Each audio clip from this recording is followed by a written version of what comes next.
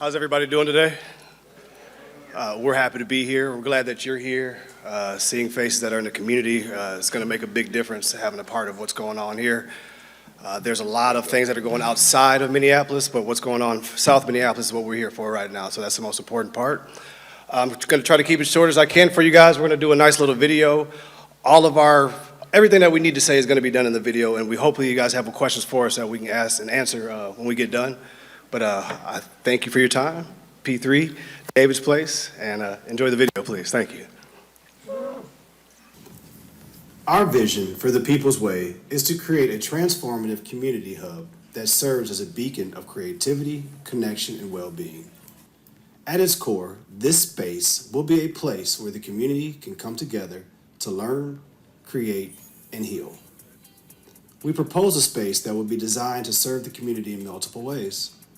On the ground floor, you'll find public access and restrooms, along with a welcome desk for security, welcoming visitors, answering questions, and providing information. This floor also includes a dedicated area for early childhood education, offering a nurturing learning environment for our youngest community members with private access to ensure their safety and comfort. Rooms will also be available for tutoring our youth and meeting spaces for mentors. Moving up to the second floor, the focus shifts to IT, programming facilities, and small businesses.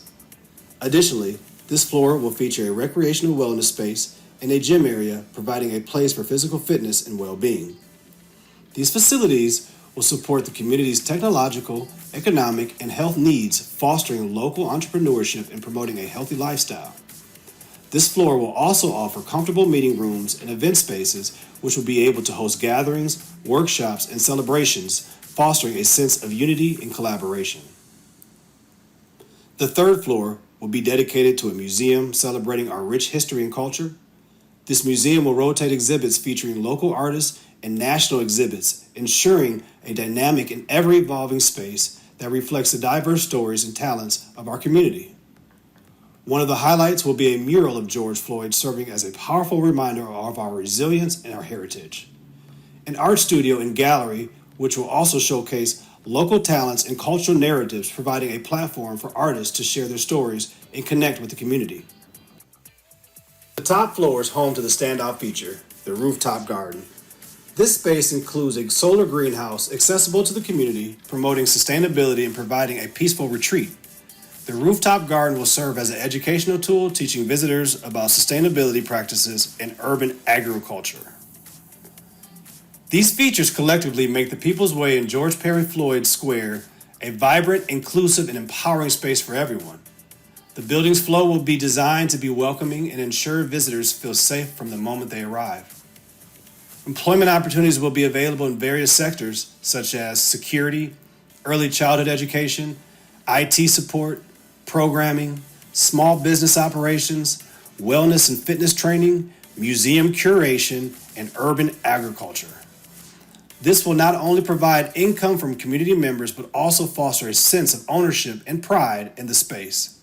The People's Way will be a catalyst for economic growth, offering staffing employment opportunities that empower individuals and strengthen the community.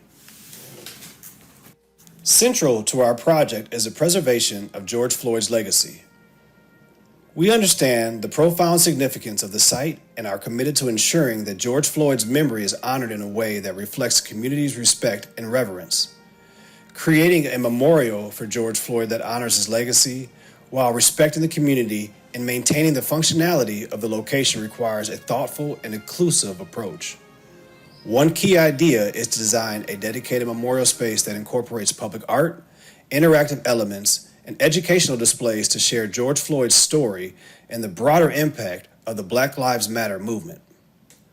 Engaging the community in the planning process is essential to ensure the memorial reflects their needs and desires, and hosting annual events or educational programs can foster ongoing dialogue and connections. The design should balance functionality and respect, preserving accessibility for residents and businesses while creating a multi-purpose space that can serve as both a memorial and a community gathering area.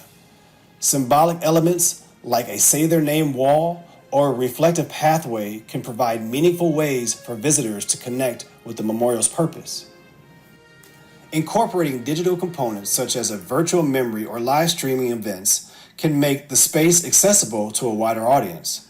Finally, a dedicated maintenance plan and community stewardship will ensure the memorial remains a respectful and impactful space for years to come. By combining these elements, the memorial can honor George Floyd's memory while serving as a beacon of hope, education, and unity for the community.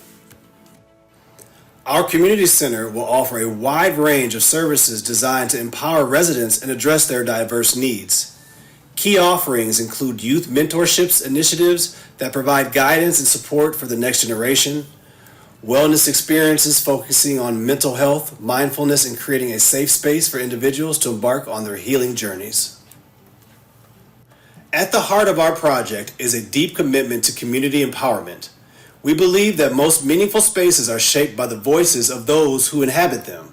To ensure this project truly reflects the community's aspirations, we will host regular community meetings and focus groups.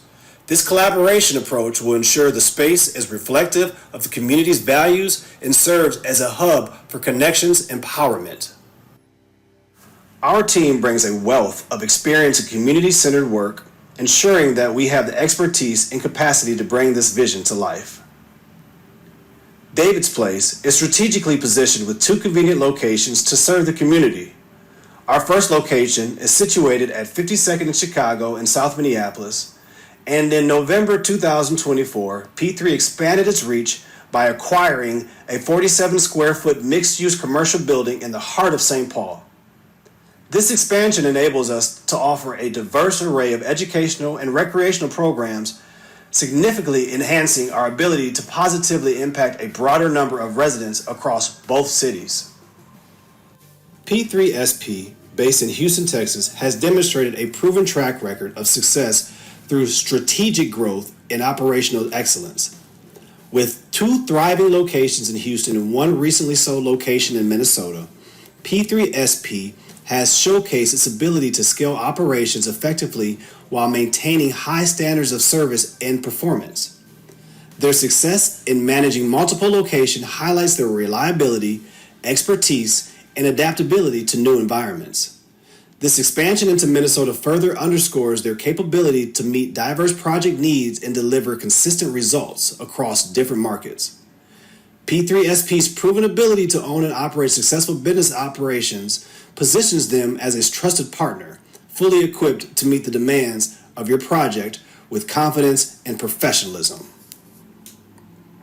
Our partnership with the Minnesota Twins is strengthened by the active involvement of Simeon Woods Richardson, who serves on our board, bringing a unique perspective as a professional athlete, deeply committed to community engagement and social justice.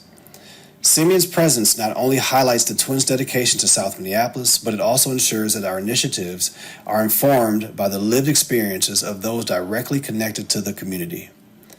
His leadership helps guide our efforts in creating impactful programs such as youth mentorship and advocacy for racial equity, while fostering trust and collaboration with local residents. With Simeon's insight and the Twins' support, we're uniquely positioned to honor George Floyd's legacy and drive meaningful and sustainable change in South Minneapolis. CalCoast is a vital partner for this project, bringing proven expertise and a track record of success in delivering high-quality results across diverse industries. With experience in construction, engineering, and project management, they have successfully completed projects such as the modernization of critical infrastructure in urban areas and the development of sustainable commercial space throughout Los Angeles. These accomplishments demonstrate their ability to manage complex challenges while meeting timelines and budgets. Eddie Miller, a key team member and Macalester University alumnus, adds valuable insight to the dynamics of the cities like Minneapolis, ensuring a community-focused approach. To ensure the project's success, we have developed a robust and sustainable funding strategy that combines diverse revenue streams. Philanthropic grants will seek support from foundations like the Ford Foundation and the Gates Foundation, as well as local organizations such as the Minneapolis Foundation and the McKnight Foundation, which are deeply invested in social justice initiatives. Government grants, we will apply for federal, state, and local funding opportunities. corporate sponsorships, we will partner with businesses that share our commitment to community empowerment. P3 Foundation is willing and determined to invest its own resources into the project to further demonstrate its commitment and ensure the project's success.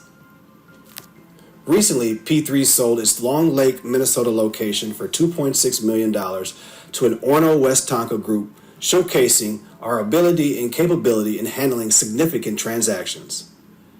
In addition, P3 Foundation plans to launch targeted donation campaigns through social media channels, newsletters, community events. We also propose to have membership programs which we will provide ongoing support for individuals and businesses by offering exclusive benefits in exchange for their contributions. This combination of external funding and internal investments will help P3 Foundation maximize its impact in the community it aims to serve. This diversified funding approach, along with the city funding, will ensure the project's financial sustainability. Our commitment to community empowerment is exemplified through our work at P3 in David's Place, where we have offered educational and recreational programs that have positively impacted many people. Together, we can build a future that honors George Floyd's legacy and empowers our community for generations to come. In conclusion, the People's Way in George Perry Floyd Square will be more than just a physical space. It will be a movement towards cultural restoration, social equity, and community healing. We aim to create a lasting legacy that honors George Floyd's memory and uplifts the entire community. Understanding that together we can accomplish more, if we are to be selected for this project, we envision welcoming the other 3 finalists to join forces with us. By combining our talents and working as one, we can make this project as successful and positive as possible with P3 Foundation spearheading the effort. We know that more can be achieved together, and we are open to this collaboratory effort with P3 leading the way. Together we can create a space that is truly reflective of the strengths, the resilience, and the spirit of our community. Thank you for your attention. Before we take any questions, I would like to introduce our dedicated team. We thank you for your time and your patience with us. We believe in the power of unity and the impact of collective efforts. Join us in making a difference. Thank you very much. Thank you. It's just going to be a quick synopsis of each of the members on the board here. So if you could see about 10 seconds of each, and then we'll go from there.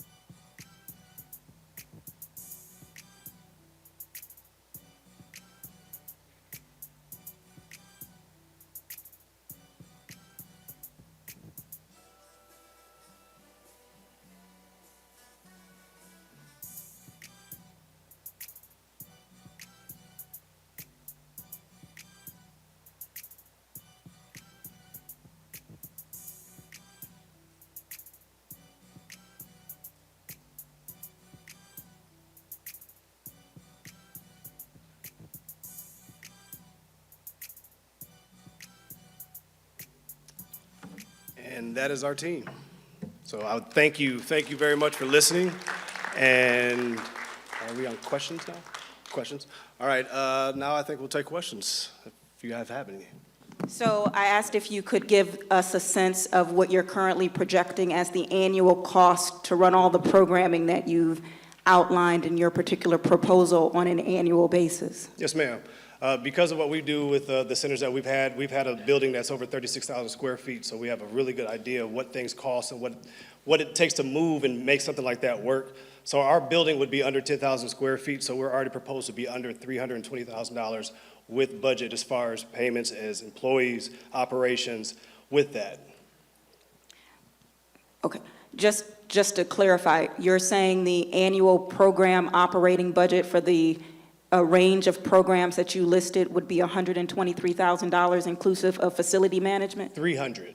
300. 320,000. 320, and that's just program, or does that include the facilities management component? Facility is totally different because of the businesses and the things that we'll be doing inside of there that will generate the income for the business, as far as some of the memberships that we're going to do, and early childhood here, childhood as well. So everything that's going to be inside of the building would have some kind of structure where it comes to financial means that will be able to match with the building or be able to get back to the building.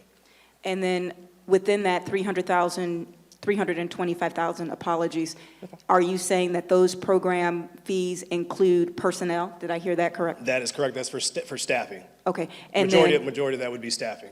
oh, okay. And so then are you thinking that this would be full-time staffing or contract staffing? I would like full-time and volunteers. That's the plan to do. Since we're doing it in the community, we would like to have people that have jobs there and as well as volunteer as well. And then would you be looking to fund or to raise those dollars of $325,000 for the personnel and or program staff through existing foundational or contributed support or new foundation and contributed support? Beforehand, you always have to start a business knowing what you're going to have to pay and all your expenses beforehand. So that's something that we would have to acquire before any of this even started. So knowing that we have a year's worth of funding would be on the table.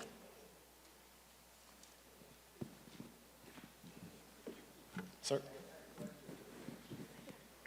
They're managing the actual. Yeah, we can just share.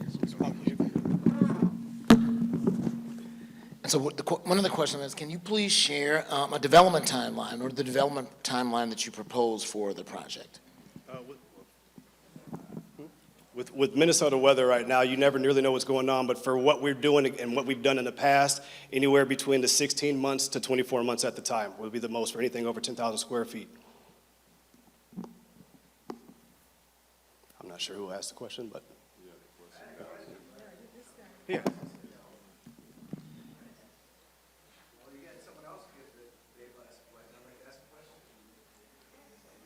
Ask the question. On WCCO radio, Councilmember Rainville shared an idea, and I agree with the idea of looking at the other civil rights museums and replicating. It's not a question yet. How about that? So, The question is, are you going to study the other civil rights museums and interpret like they have the civil rights struggle? That was the idea that was shared at WCCO. Yeah, 100%. That's the reason why we said we'll do local and here you go. Here you go. We're not trying to reinvent the wheel. This has already been done before. We want to do it the right way, just do it a way that's going to make a difference in South Minneapolis, not just everywhere else right now. That's going to be the centerpiece focus. Did you do any investigation or just oversee of what was already happening at the square? Yes, sir. Yes, sir. We live in South Minneapolis. Actually, we live 2 blocks from everything's there. So this isn't somebody coming from out of town that just doesn't know what's going on. We actually are there. We've been there for 40 years. My parents and my grandparents have been there for over 60 years. Okay, yeah, because the presentation is like something really like outside. No, what we do as far as business, we've been able to spread ourselves and go as far as we can with that. But everything always is centralized to Minneapolis. This young man has a question over here. My name's Bobby Hall. I went to Bryan Junior High School here. The last time I said this, I was trying Prince that right there and got a standing ovation at 14 years of age. And I always thought that this is our community center. Why don't you put the money in this community center and let's honor up Prince and make this our community center. It's already built. We got all this footage here we're not using. I agree with you. There's a lot of things that are going on right now that could be used, but if that was what was going on right now, that would be the thing that we would be focusing on. But for now, we have to focus on what the... I understand that, but we responded to the RFQ, so we're only doing what the community asked us to do at this point. Thank you. Anybody else? You have any more? Question back in the back. Okay. 2 more minutes. Person all the way in the back has their hand up.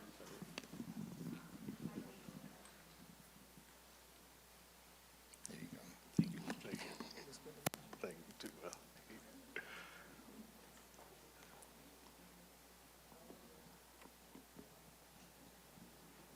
I'll be able to hear you. I can hear you, boss. How will the traffic plan affect your property? Because of pedestrian walkway, will that affect how you can support your building and traffic in there? Like, No, if, from structure, even from the video, we would make sure that that would not be touched at all. We would not want to get in the way of anything that's going on, and that's kind of above what we're doing right now, what's going on with that, but we would work with the city to make sure that that does happen so people can do whatever they need to do to get back to where we need to get back to.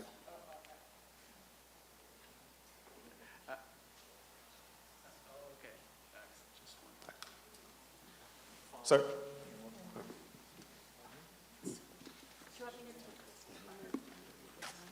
Yeah, he said I got